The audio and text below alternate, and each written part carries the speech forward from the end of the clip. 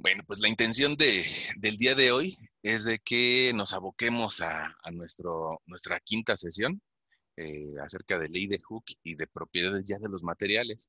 Fíjense, las sesiones anteriores, en realidad, eh, pues hay escuelas, hay institutos que todavía lo anterior lo trabajan dentro del curso de estática, eh, que puede ser centroides y momentos de inercia todavía lo van a encontrar en algún libro de estática.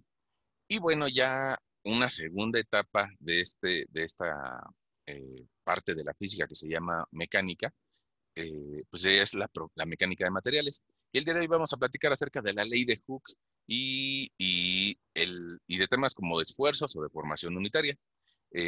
Bueno, ahora eso sí ya lo van a encontrar en algún libro de resistencia de materiales o mecánica de materiales. Ah, pues el día de hoy vamos a platicar ya de materiales. Y ahí ya hay una pequeña diferencia. Materiales. Antes no habíamos platicado nada acerca de los materiales y pues la primera forma de entrar a ellos es a través de entender cómo se enlonga una varilla o cómo se enlonga tal vez un resorte. Todos hemos alguna vez jugado con algún resorte. O, bueno, tal vez eso sí no sea de un tema popular.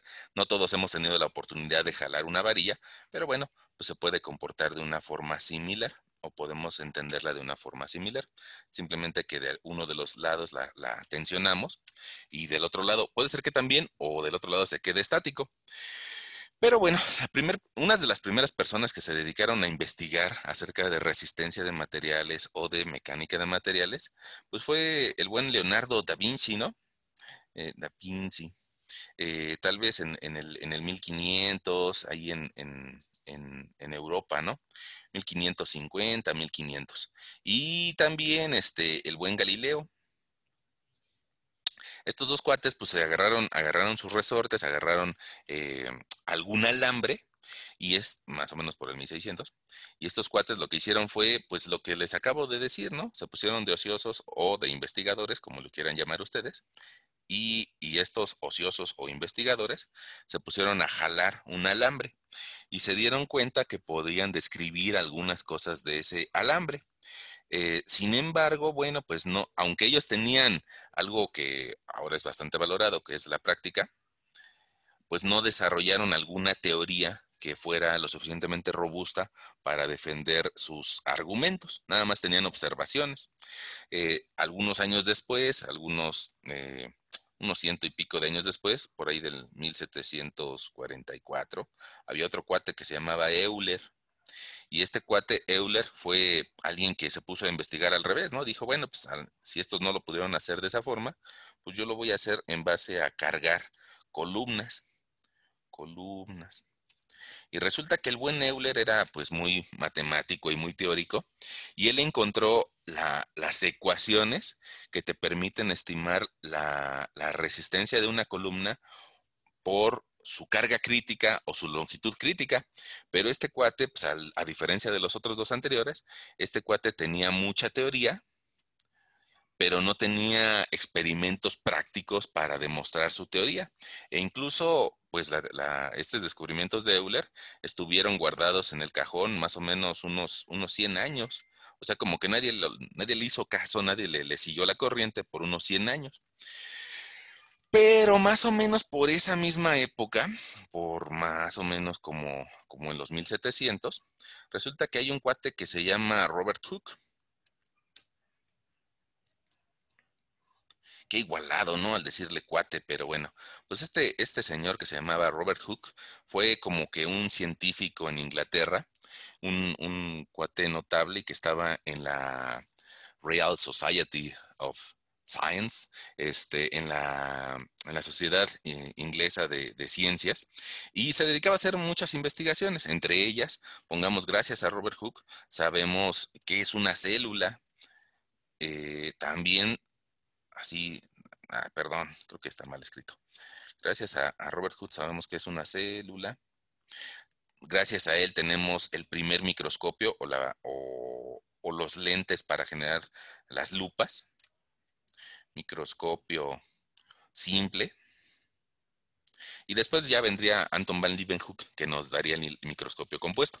Pero a lo que a nosotros nos llama la atención es de que Robert Hooke se puso a investigar con algunos resortes. Entonces, como les decía, amarraba algún resorte y ese resortito lo empezó a tensionar o a jalar y le ponía, por decir algo, este cuate dijo, pues vamos a ponerle 1 kilo de azúcar, ¿no? 1 kilo de azúcar y vamos a ver cómo se comporta ese resorte. Y después dijo, pues vamos a copiar este resorte, vamos a hacerlo del mismo material y ahora vamos a ponerle tal vez ahora unos 5 kilos. Y resulta que se dio cuenta de que este resorte se enlongaba, se hacía un poco más largo y que si a su vez repetía la misma operación y en lugar de dejarle 5 kilos encima, tal vez ahora le ponía unos 25 kilos, pues resulta que ahora con estos 25 kilos, muy probablemente se deformaba mucho más. Y este cuate, pues sí, ya nos dejó una teoría más elaborada acerca de cómo se deforman las cosas. Ahora, antes de eso, hay que platicar de dos temas. Robert Hooke o sus antecesores se dieron cuenta de algo que se llama esfuerzo. Y eso pasa en las barras, bueno, en muchos materiales, ¿no? Pero vamos a suponer que ahí tenemos una barra y que le aplicamos una fuerza en el sentido horizontal, una cierta fuerza. Y en el sentido hacia la izquierda, otra, la misma fuerza, ¿no? Bueno, ¿qué le va a pasar a la barra? Pues resulta que si yo pudiera hacer un corte de esa barra, muy probablemente yo me encontraría con una sección tal vez así. Y de adentro de la barra, si lo pudiera ver de forma física, no saldría nada más una fuerza, sino que saldrían muchas pequeñas fuerzas que intentan salir de la barra. Y eso lo podemos entender como esfuerzo o estrés, dirían los anglosajones. Cuando alguien, ahora en nuestra actualidad, alguien dice, es que está bajo mucho estrés. Ah, caray. O es que está muy estresado. ¿Qué significa? Pues que tiene mucha presión. Otra vez es un sinónimo de presión. Los españoles a esta misma palabrita inclusive le llaman estado de tensiones. Bueno, ahora, ¿qué significa eso de esfuerzo, presión o estrés? Probablemente tú recuerdes tus clases de secundaria o de prepa y te dirían que si yo sé el área de esa barra que está sometida a esa fuerza, pues yo puedo calcular la presión o el esfuerzo. Entonces vamos a utilizar esa letra que nos dejaron por ahí de herencia histórica en los antiguos. Vamos a ponerle S de estrés y vamos a decir que es fuerza entre área. Tal vez tú tengas la idea muy de secundaria que te decían, es que presión es fuerza entre área. Bueno, estamos hablando exactamente de lo mismo, nada más que ahora le vamos a poner estrés o esfuerzo. Nada más que en lugar de usar una S, en muchas, pero muchas literaturas, vas a ver que no usan una S, sino que utilizan una S griega. Y en lugar de colocar la S, utilizan una S griega. Ahora, las S griegas hay de dos tipos, la mayúscula, que todos la conocen como un sigma, y la S minúscula, que es así. O puede ser que la dibujes como una S un poco deformada, así. Pero esa es mucho más común encontrarla así, o como en algunos libros, como una bolita con un acento, por decirlo de alguna forma. La forma más tradicional de encontrarla, yo creo que es como esta. Es como, es una sigma. Y entonces, bueno, este es un esfuerzo axial, fuerza entre área, y vamos a ponerle, porque es importante, esfuerzo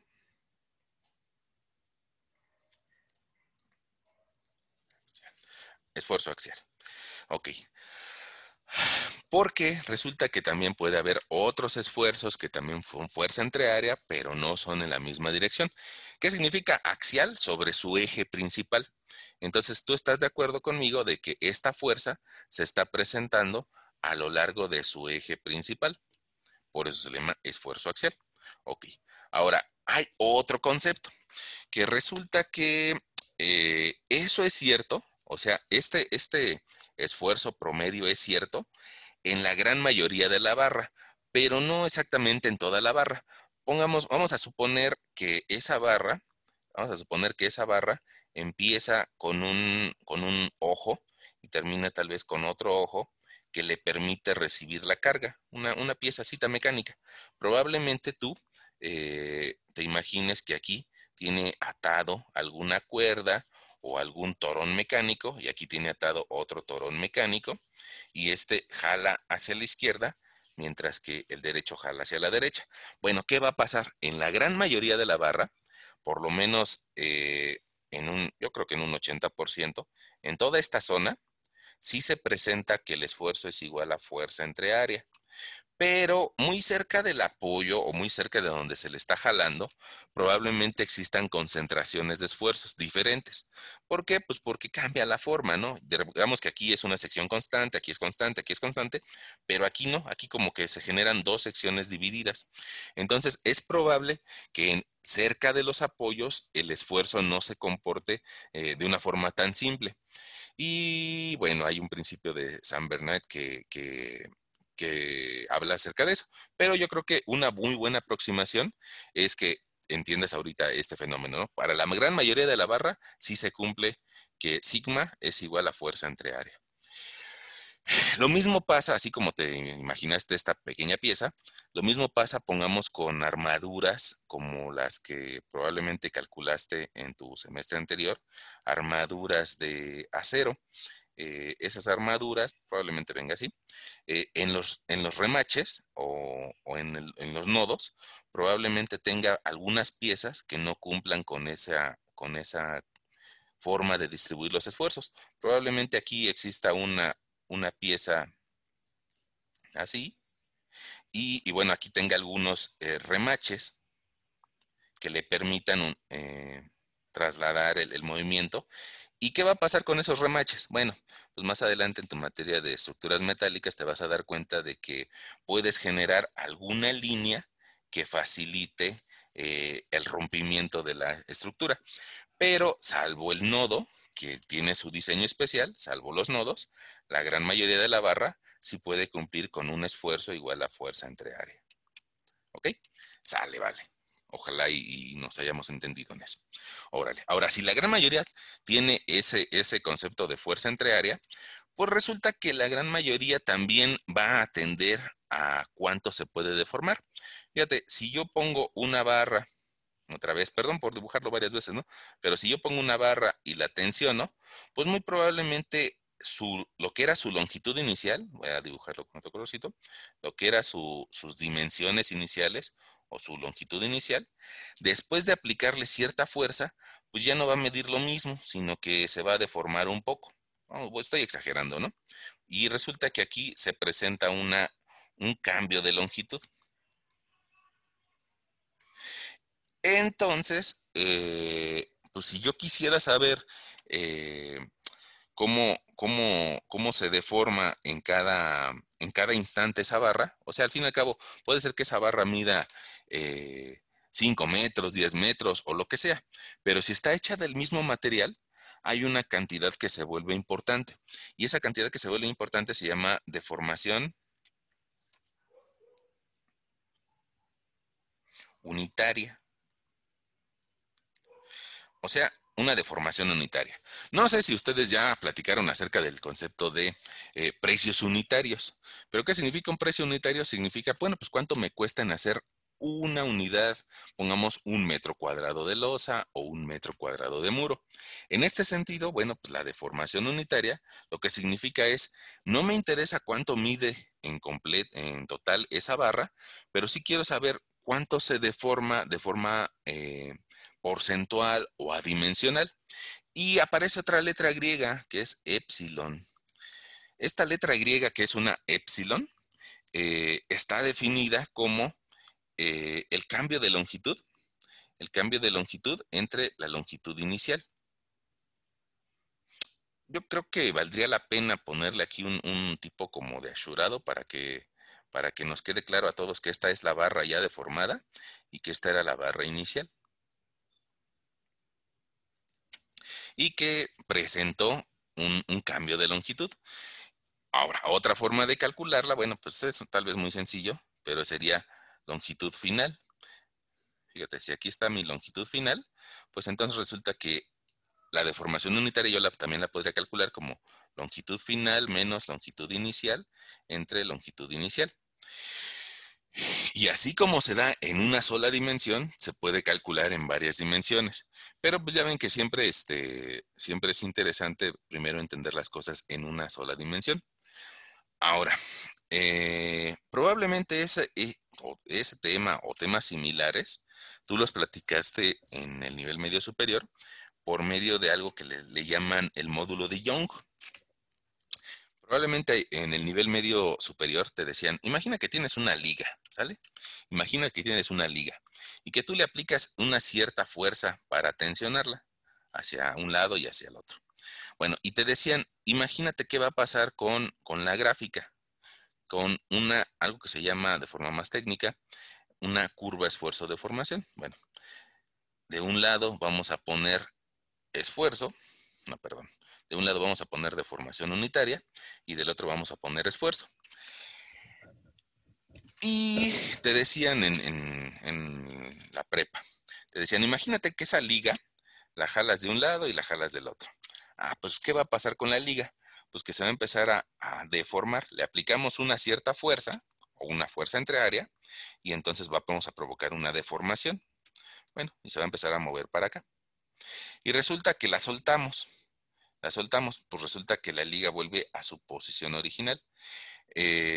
Tal vez no lo apreciaste, pero lo vuelvo a dibujar. Fíjate, sube y luego regresa a su posición original sin carga. Si le aplicamos más fuerza, va a subir más y si le quitamos la fuerza, va a regresar a su posición original. Puede ser que yo le aplique 1.5 veces la fuerza y luego va a regresar a su posición original. Y eso se llama un comportamiento elástico, que le aplicamos una fuerza y regresa a su posición original. Eso pasa con la mayoría de las ligas, mientras no se rompen. Pero ahora imagínate que no es una liga, sino imagínate que es un resorte.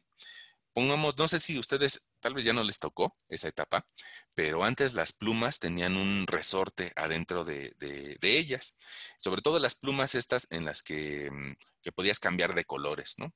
Bueno, pues esas plumas tenían un resortito, alguien de ustedes lo sacó y probablemente lo jaló y lo terminó por deformar. Resulta que este resortito, si le aplicas demasiada fuerza en los extremos, pues resulta que termina deformado, alargado, y cuando le quitas la fuerza ya se quedó deformado. Bueno, esa es una segunda etapa que algunos materiales presentan. Y esa etapa en donde ya le aplicamos mucha fuerza y quedó deformado, se llama una plastificación. Entonces vamos a anotarlo por aquí nada más para que nos quede muy, pero muy bien grabado a todos. La primera zona donde yo le aplico una carga y regresa a su posición original, eso se llama zona elástica.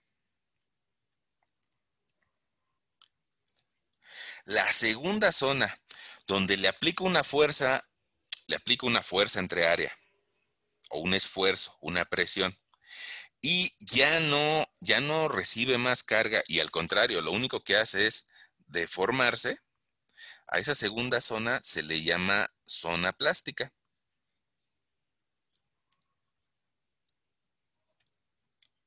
Plástica. Se deforma el material, llámese un resorte, llámese un, un alambre, va a llegar a una zona en donde se deforma y ya no regresa a su posición original.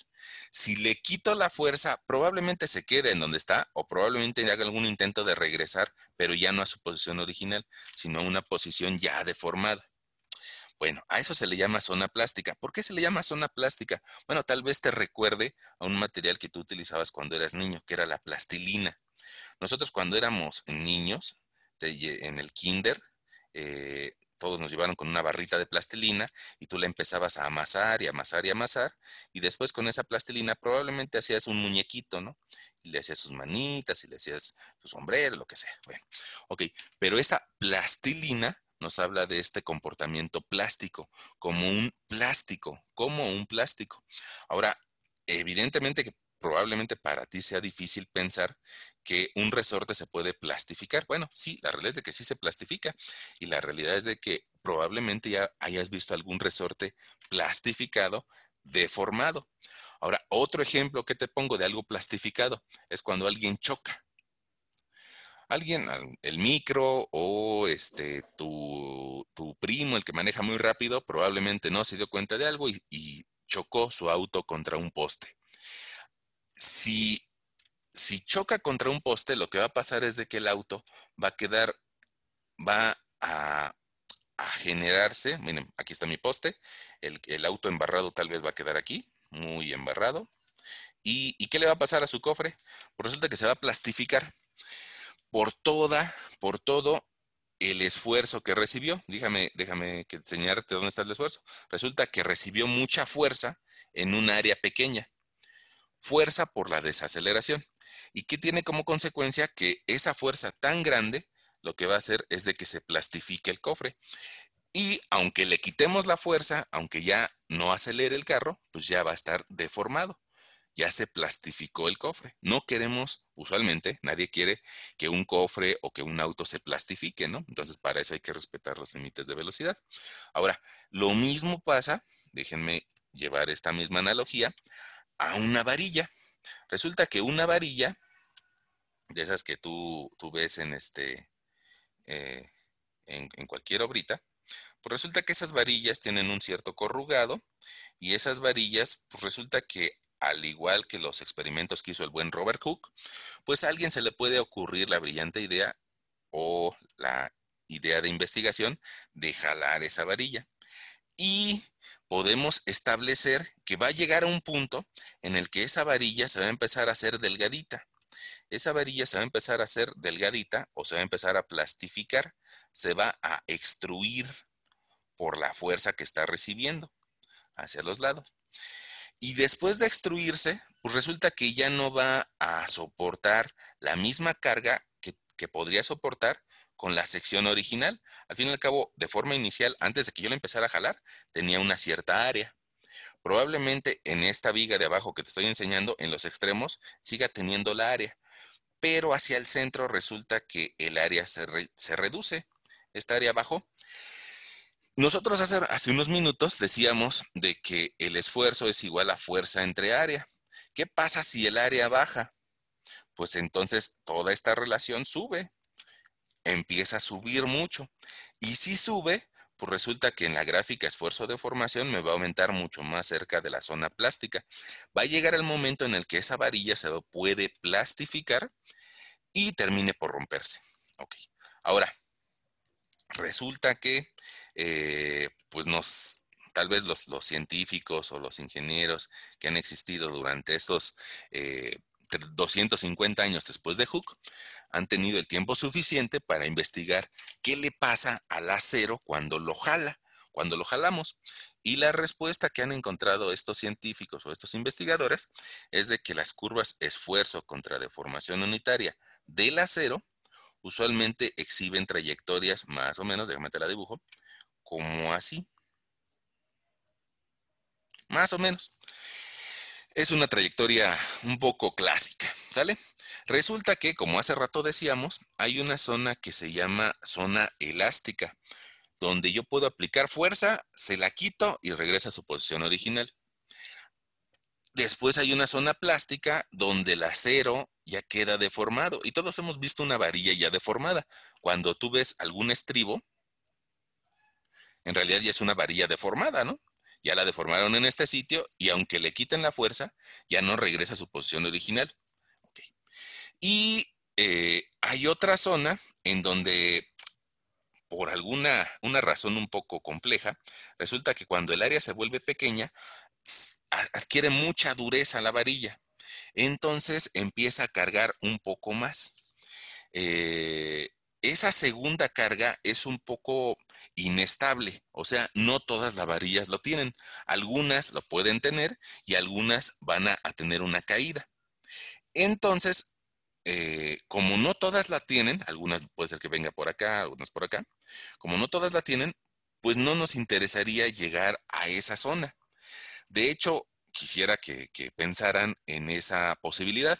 Imagínate que ahora no pienses como investigador que está aplicando una fuerza para tensionar esa varilla, sino que ahora lo veas desde el punto de vista tal vez del edificio donde estás ahorita escuchando, o desde el punto de vista de cuando nos metemos a un salón de clases. Cuando nos metemos al salón de clases, la varilla que está abajo de la losa, estaba muy contenta y muy feliz, estaba trabajando con poco esfuerzo. De repente nos metemos todos y aumentamos el esfuerzo y vamos a deformar la varilla. Probablemente no en una dimensión que la podamos observar, probablemente se va a deformar menos de 1 milímetro, pero evidentemente que cuando todos nos metemos a un salón de clases se deforma la varilla. Ahora, nos salimos del salón de clases y regresa a su posición original, sobre todo en la noche, ¿no? En la noche pues no tiene carga la escuela y entonces está trabajando bajo un esfuerzo pequeño. Vamos a suponer que en algún día raro, antes de que existiera pandemia, a alguien se le ocurría meter a 100 alumnos a un solo salón de clases. Bueno, pues probablemente lleve al material hasta una zona cercana a la plastificación. Y eso se pone peligroso, ¿no? Oye, ¿qué pasaría si en lugar de que fueran alumnos, si utilizáramos un salón de clases como bodega, como bodega de agua? Ah, pues muy probablemente el esfuerzo que le generaríamos a esa varilla o a ese elemento estructural nos llevaría a que se plastificara y podríamos tener daños estructurales. Entonces, ustedes ya se dieron cuenta que hay una zona que no debemos de llegar o que no debemos de sobrepasar.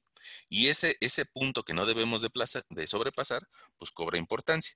Y de aquí se llama esfuerzo, porque al fin y al cabo estoy en el eje de los esfuerzos. Ese se llama esfuerzo de fluencia. Déjenme anotarlo, porque es importante. Esfuerzo de fluencia. Ese esfuerzo de fluencia es la cantidad de fuerza entre área que puede soportar mi varilla o cualquier material antes de que empiece a plastificarse.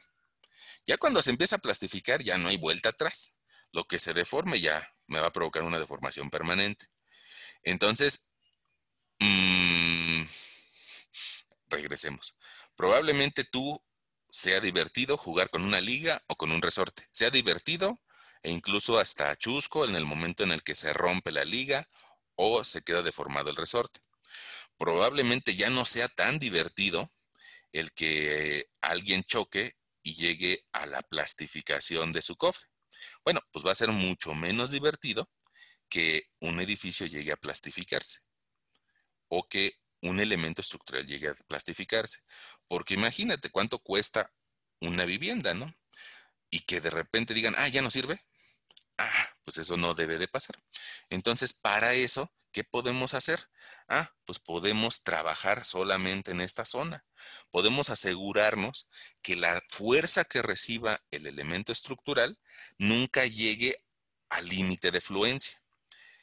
Eso lo podemos controlar si podemos hacer algo tan simple como hacer una división que es fuerza entre área. ¿Sale? Entonces nosotros podemos saber cuánta fuerza va a recibir y qué área se va a oponer a eso. Ok.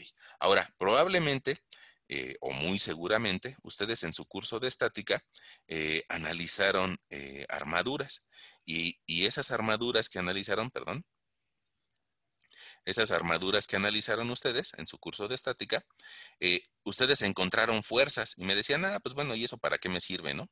¿De qué me sirve saber que esta barra está a tensión y de qué me sirve saber que esta barra de acá está a compresión? Pues hasta ese momento de nada, hasta ese momento de nada. Pero ahora sí, resulta que si tú encontrabas que esta barra tenía una fuerza a tensión, por decir algo, de 2 toneladas, ah, pues resulta que ahora ya podrías dividir esas 2 toneladas entre una cierta área y obtener un esfuerzo. ¿Qué área? Ah, el área de la sección transversal de esa armadura. Probablemente esa armadura esté hecha con una sección tubular cuadrada, o probablemente esté hecha con una sección tubular circular, o probablemente esté hecha con una sección tubular pero sólida. Bueno, cada uno de estos me va a arrojar diferentes tipos de área. Y una primer labor pensando de forma muy genérica en el diseño de armaduras, pues debería de ser verificar esto, que mi esfuerzo nunca sea mayor al que permite o al que puede tomar el material, es decir, al de fluencia. Alguien me va a decir, oye, pero no es lo mismo que se deforme a que rompa. Y eso es cierto. Para eso hay otro valor que es el esfuerzo de falla o el esfuerzo de ruptura o el esfuerzo último. Déjame te lo escribo. Ese valor de hasta acá arriba, donde el acero, la varilla o el material que estemos analizando se rompe, a ese se le puede llamar esfuerzo último. Y evidentemente que jamás queremos llegar hasta allá, a menos de que sea una prueba destructiva, ¿no? Eso sí. Probablemente el fabricante de acero, él sí quiera asegurarse a qué valor va a llegar. Ahora, aparecen otros aspectos un poquito interesantes. Fíjate que alguien podría ser un poco ocioso y que le llame la atención, pues saber hasta qué deformaciones se van a provocar. Y pongamos, bueno, déjame te platico que hay diferentes tipos de acero y diferentes tipos de materiales, pero para un acero, usualmente el límite de fluencia va a provocar una deformación unitaria del orden de 0.20, 0.2012, esa dimensional. O sea, en menos de una décima de un punto porcentual o una milésima de deformación, para hacerlo más franco, ¿no? Una milésima de deformación es lo que va a provocar que el acero llegue a fluir. Eso es bien importante, ¿no? Porque eso ¿cuánto significa? Bueno, fíjate que yo tengo una varilla que mide 1 metro de largo. Si mide 1 metro de largo, pues una milésima me va a llevar a 1 milímetro. Entonces, con que una varilla que mide 1 metro se deforme 1 milímetro, ya me está diciendo que se está acercando mucho a una deformación plástica. Y hay que tenerle cuidado, ¿no? Y alguien me va a decir, pues es que 1 milímetro es bien poquito. Bueno, sí, sí es bien poquito, pero vas a darte cuenta que no es tan fácil de llegar. Y como segunda etapa, probablemente tenga una zona plástica que más o menos tenga una deformación unitaria de 1.5%. Ok. Ahora, hay otro concepto que viene asociado a este tema, voy a ponerlo aquí en verde, que es la pendiente de esta zona. Perdonen por otra vuelta acordarme de su etapa de nivel medio superior, pero ustedes calculaban la pendiente de alguna forma, ¿no? Entonces, si ustedes pueden calcular esta pendiente, aquí en mecánica de materiales le vamos a llamar módulo de elasticidad. Eh, Se lo escribo acá arriba, módulo elástico, módulo elástico o módulo de elasticidad. Y según sus clases de geometría analítica de la prepa, ustedes calculaban la pendiente como M y decían M es igual a Y2 menos Y1 entre X2 menos X1. Y en ese momento era bien aburrido, ¿no?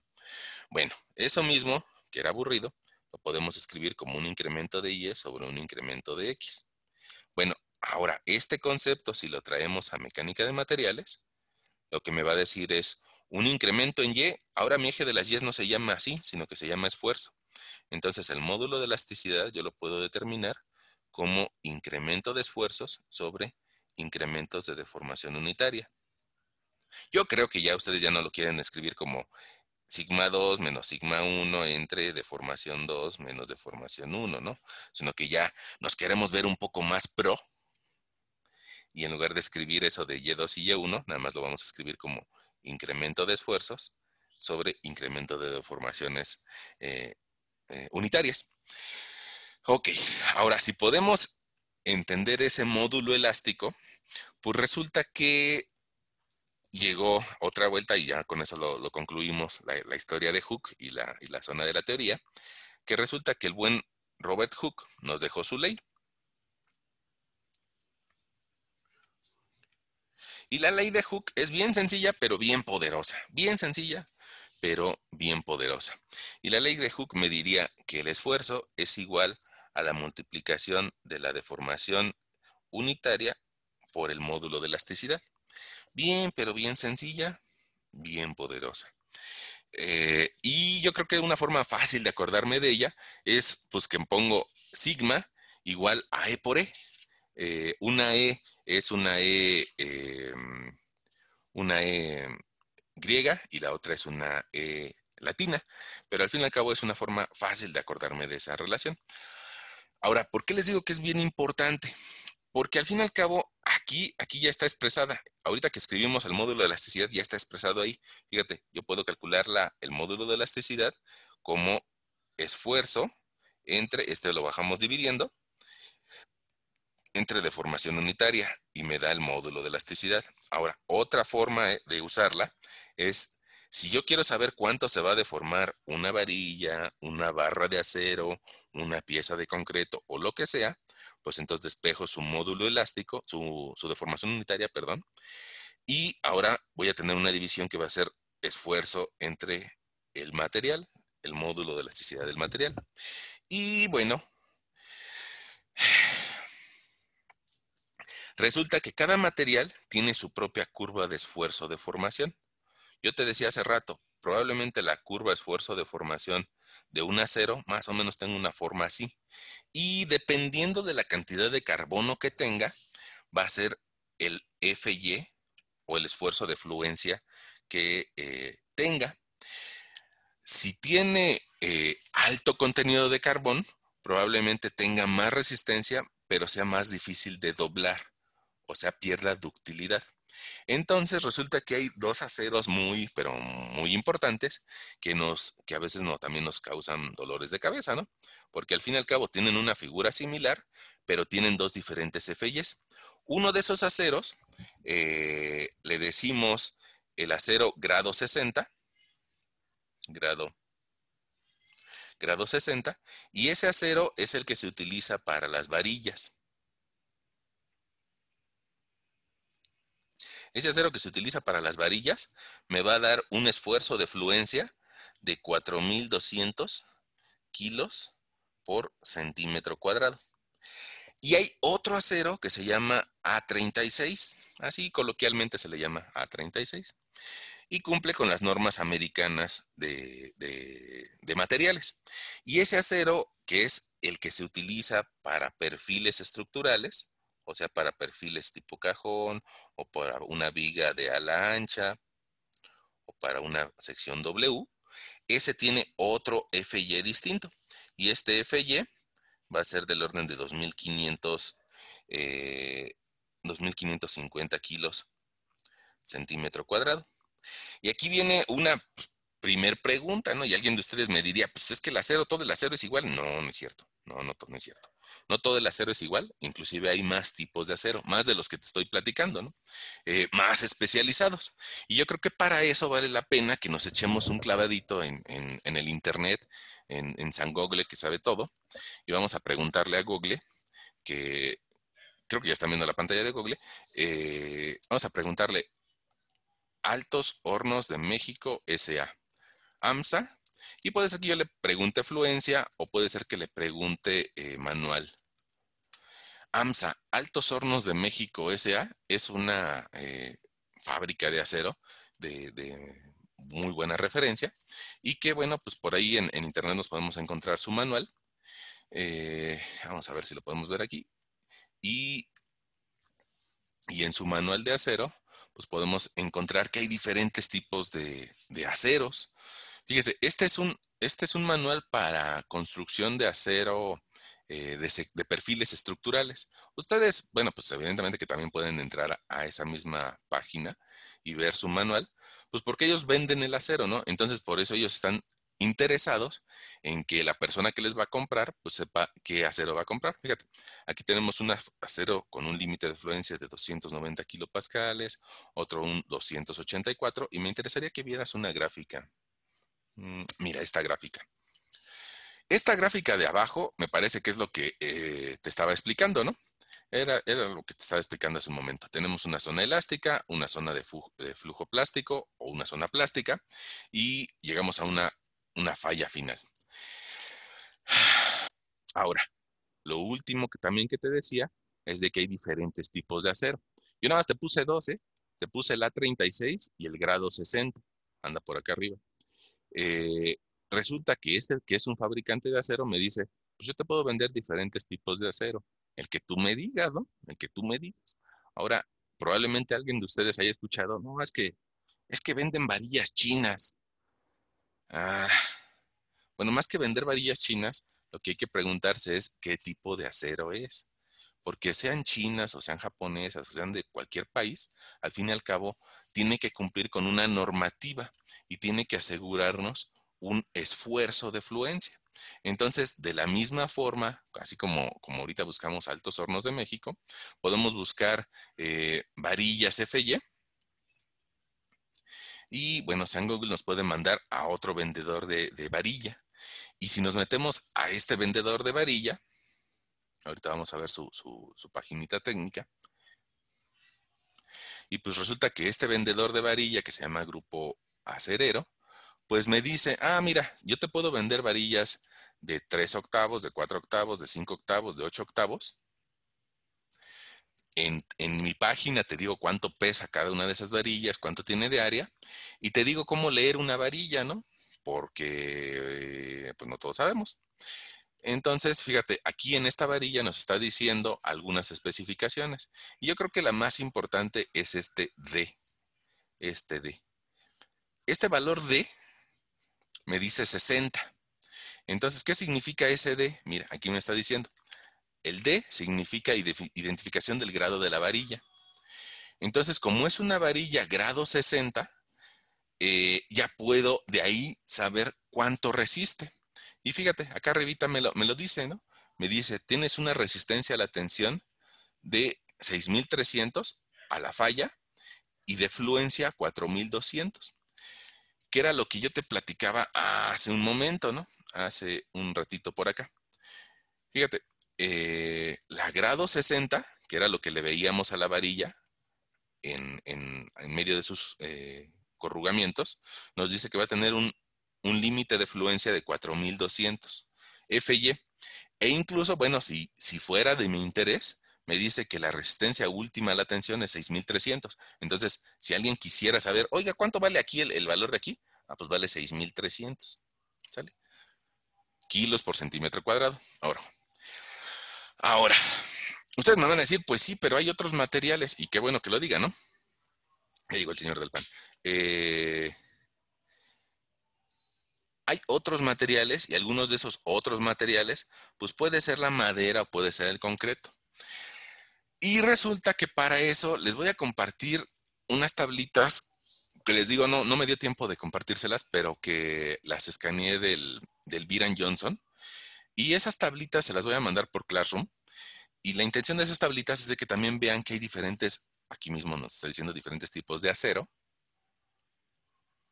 Y para cada material puedo yo leer una resistencia última y una resistencia de fluencia. Aquí la traducción que nos hace del Viran Johnson dice sedencia. Bueno, es fluencia. Y también en estas tablitas me da el módulo de elasticidad, un módulo de resistencia al cortante. Ahorita les platico qué es eso. Ahora, así como hay para acero, pues hay para otros materiales como hierro o como aluminio.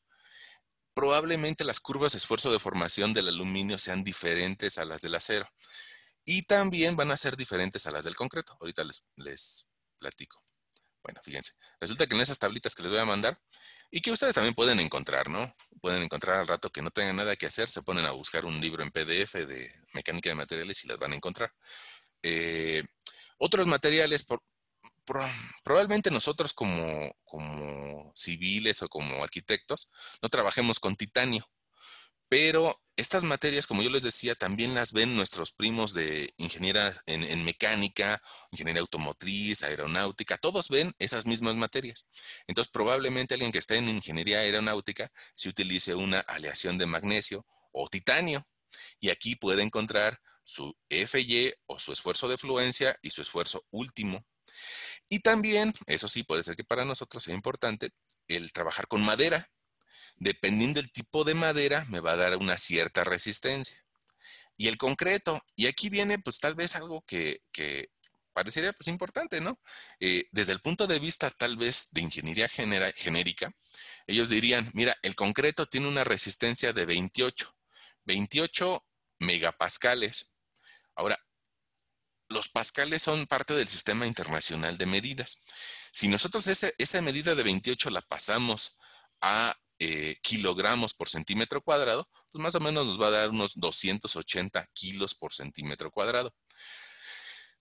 Desgraciadamente, como les decía en alguna ocasión, no solemos manejar las unidades internacionales, sino que manejamos kilos por centímetro cuadrado todavía. La esperanza es de que ustedes sean lo suficientemente bilingües con respecto al tema de unidades y que aprendan a identificar que si me dice 40 significa 400 kilos por centímetro cuadrado en megapascales, ¿no?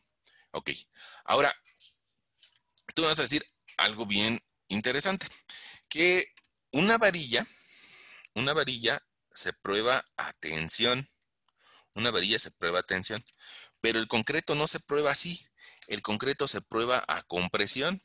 Entonces, el concreto se prueba en unos cilindros que miden 6 pulgadas, 6 pulgadas de diámetro, 6 pulgadas de diámetro y 12 pulgadas de alto. O sea, algo así como unos 15 centímetros por 30 centímetros. Y ese cilindro de concreto que se toma de la obra que se está ejecutando, se toma para garantizar que tenga la misma resistencia a la compresión o F'C que utilizó el diseñador. Probablemente el diseñador, el que especifica los planos, te haya dicho, bueno, yo quiero un F'C de 250 kilos por centímetro cuadrado, y en obra se toma un poco de ese material, se mete a un molde y se lleva a un laboratorio. Y en el laboratorio, después de 14 o de 28 días, se le aplica a ese cilindro una compresión de arriba y de abajo, una compresión por medio de alguna prensa, y se verifica en qué momento truena, en qué momento sale volando, ¿no? O estalla. Bueno, ahora hay algo que, bueno, pues puede ser que sea importante. Eh, Resulta que para evitar que haya puntos duros en esa muestra de concreto, usualmente ese cilindro de concreto se cabecea, o sea, se le genera una superficie uniforme donde se pueda transmitir carga. Se cabecea en ambos extremos con azufre, y el azufre fundido, bueno, más bien tiene más resistencia que el concreto, entonces no va a fallar el azufre, sino que garantiza que en la placa superior de carga y la placa inferior de carga hagan un buen contacto con el azufre y que transmita los esfuerzos, así como hace rato decíamos, que transmita los esfuerzos como fuerza entre área. Ahora, hay un pequeño problema, que el acero o las varillas son buenas para la tensión. Las varillas son buenas para la tensión y el concreto es bueno para la compresión. Entonces, pero no son buenos para lo mismo, ¿no? Además de que el concreto tiene una curva esfuerzo de formación distinta. Si nosotros graficamos el esfuerzo contra la deformación unitaria de un concreto, resulta que no da la misma gráfica que daría el acero. La gráfica del acero tal vez anda por acá, mientras que la gráfica del concreto anda por aquí abajito. Y con una forma bien distinta. Este es concreto y la que dibujé en rojito, este sería mi acero. Fíjate, y para que tú también tengas la magnitud. Quedamos hace rato que aquí el límite de fluencia es 4,200 kilos por centímetro cuadrado. En cambio, para el concreto, pues tú recordarás que tal vez andaremos en un 300, o sea, una décima parte de kilos sobre centímetro cuadrado. Nada más que otra vuelta, recuérdalo, esta es a compresión y esta es a tensión. Ahora, tú me vas a decir, y creo que es la siguiente pregunta obligada, ¿no? Oiga, profesor, pero es que el acero sí exhibía una zona elástica franca.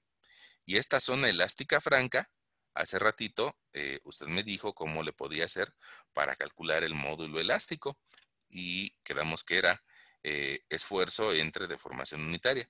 La, lo que, lo que probablemente ustedes estén viendo es de que el concreto no tiene esa zona tan franca, sino que más bien es una curva.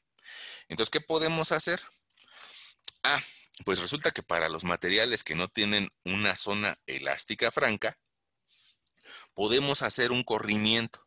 Entonces, lo que hay que hacer en el concreto es buscar una deformación aceptable o tolerable y tratar de dibujar una paralela a la pendiente inicial.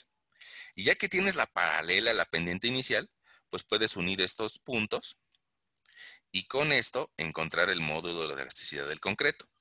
Ahora, el módulo de elasticidad del acero, eh, si te das cuenta, es una pendiente mucho mayor. En la gran mayoría de las ocasiones anda en 2 millones de kilos sobre centímetro cuadrado. Es un número muy grande. El módulo de elasticidad del concreto va a depender del tipo de agregados que tenga, de qué tipo de calidad de grava tenga, qué tipo de arena tenga, cuánta agua tenga, pero de forma muy genérica, repito, muy genérica, más o menos lo podemos encontrar en el orden de unos 200,000 kilos por centímetro cuadrado. Entonces, si te das cuenta, estos valores son 10 veces mayores el del acero. Y ahí viene un gran problema que van a resolver ustedes cuando lleven la materia de concreto. ¿Cómo le puedo hacer para que se deformen igual dos materiales que son distintos? Uno aguanta mucho y se deforma poco, y el otro no aguanta tanto y en realidad se deforma mucho. Bueno, esa es la razón para que cuando se busca hacerlos trabajar juntos, las varillas tengan una serie de corrugaciones. Y ustedes van a ver que las varillas tienen un corrugado que trata de llevar la fuerza de la varilla al concreto. Y vamos a buscar, no se puede encontrar al 100%, pero vamos a buscar en medida de lo posible que el concreto que esté abrazando esa varilla se deforme en una misma deformación unitaria.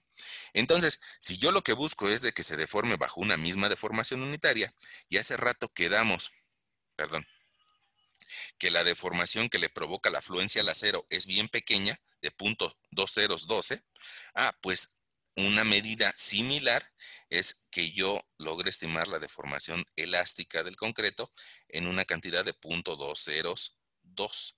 Más o menos me aproximo a la deformación del acero para trazar la línea que me ayude a encontrar la deformación del concreto.